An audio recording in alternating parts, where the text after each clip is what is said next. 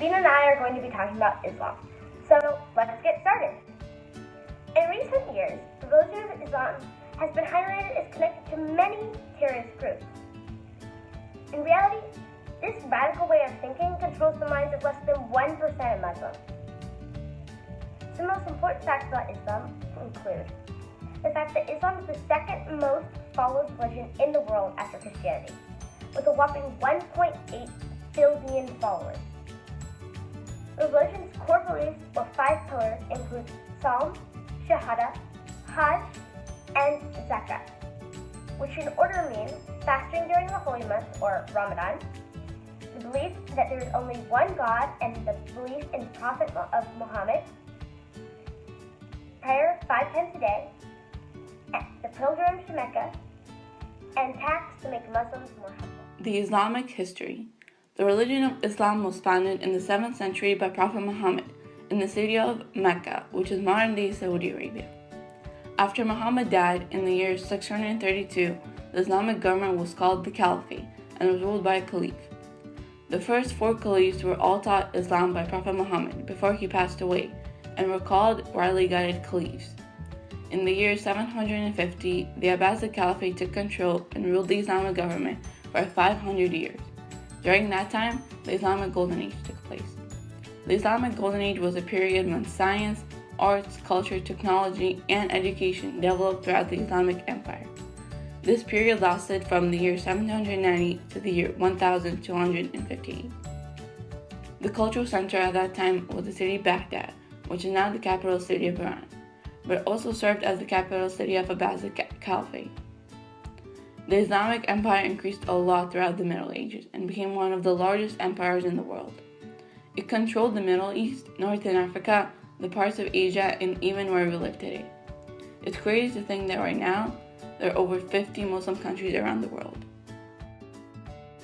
Now, I'm going to be talking about the positive things on Islam. Number 1, close relationship with the Creator.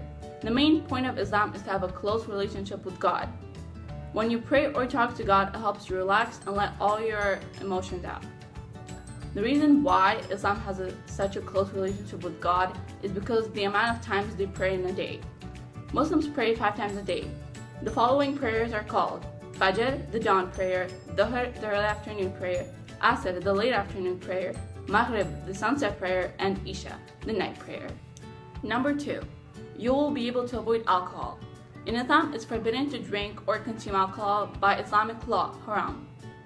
And the Quran states, they ask you about intoxicating gambling. Say, in them is a great sin, yet some benefit for people, but their sin is greater than their benefit. Basically, this verse means that you're not getting as much benefit as the sin, and you're not going to get any pleasure from drinking. That's why in most Muslim countries like Saudi Arabia, UAE, Kuwait, Qatar, and many more do not allow alcohol. Number 3, meditation. Meditation in Islam is basically praying or reading the Quran. And Islam encourages meditation in which people take courses to bring themselves into deep peace. In my opinion, it's kind of smart that there's a prayer before you go to bed, because then after you pray, you're relaxed and you go to bed deeply and peacefully. God wants you to concentrate on your prayer, not on your thoughts. In Islam, prayer gives you time to restart and finish off your prayer with a fresh mind. Number 4, what Muslims are really like. Remember, not all Muslims are evil. People just think that if one person does something evil, then all Muslims are like that. Of course, that's not true. As you can see by these photos, not all Muslims think that women should be less than men or that transgender should not be appreciated in Islam.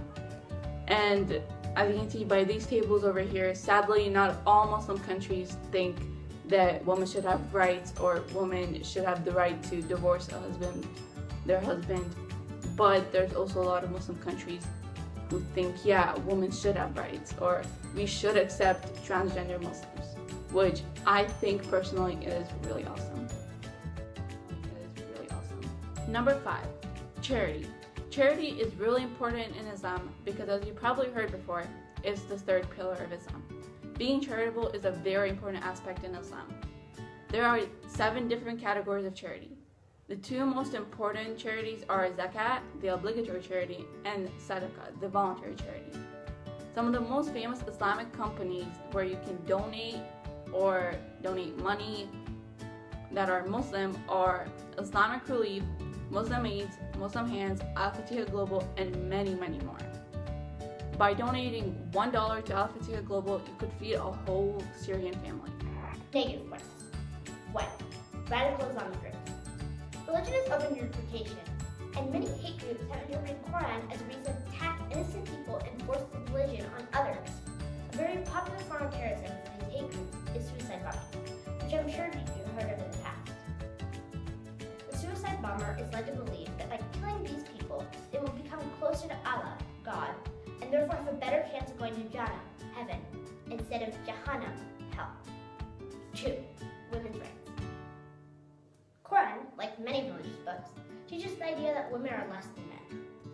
One of many sexist parts of the book states that women must cover their hair and faces so as not to tempt men. The problem with this, in many cases, is that women don't have a choice on that, and do not get to decide whether or not they want to cover their faces. But in the first place, why do women have to be punished for men's temptation?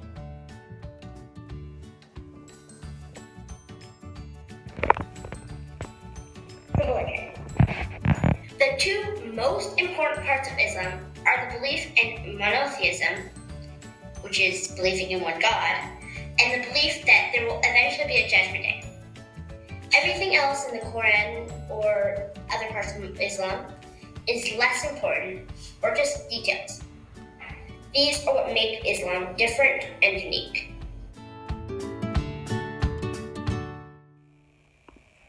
Malala Yousafzai. After what we have told you about women's rights and human rights in general has turned you off of this religion, let me turn you back onto it by talking about my all-time hero. Malala was born a Muslim in Swat Valley, Pakistan, on July 12, 1997. As she grew, the Taliban, a terrorist group that eventually took over nearby Afghanistan, grew as well. At the age of 5, Malala started school at her father's girls' school. At the same time, the Taliban, led by Maulana Fazlullah, began to move towards Swat Valley. Slowly, the Taliban took control. First, by making radio broadcasts, and slowly working their way up to full control of the area. At 11 years old, Malala began to work alongside her father to speak up against the treatment of women in her country by the Taliban. As the Taliban believes in Sharia, this did not go over well.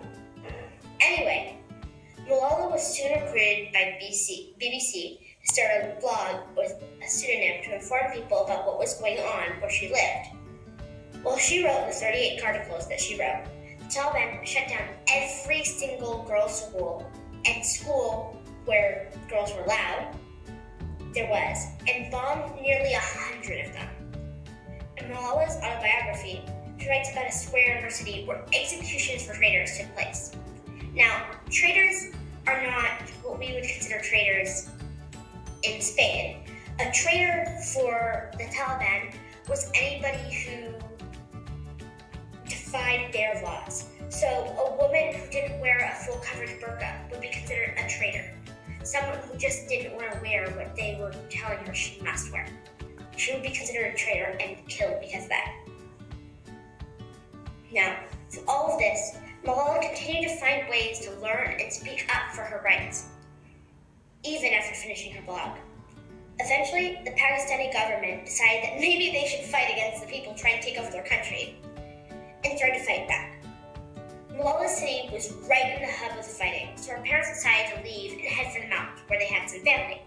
In 2009, when it was finally safe to return home, Malala's father reopened his school and welcomed girls back, including his daughter.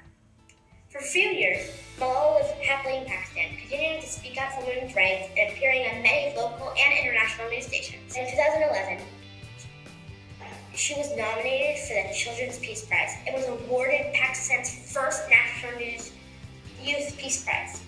But on October 9th, 2012, Malala was shot in the head by 2 Taliban followers on the school bus home.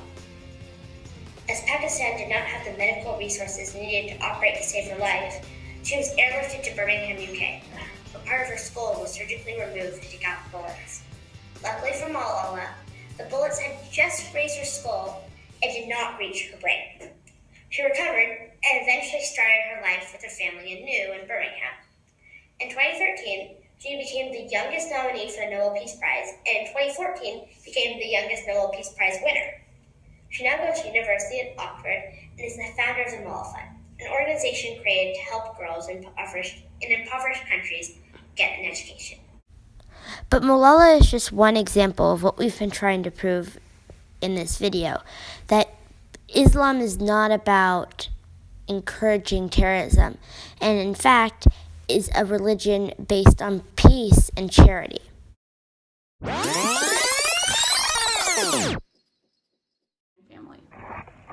Hi, today Sabina and I are going to be talking about The religion. Hi, today Sabina. Okay, I'm just going to edit all of this out, and we're going to continue with this video. Okay, let's start. Negative. At the same time, the Taliban, led by I don't know who because I don't know where I am,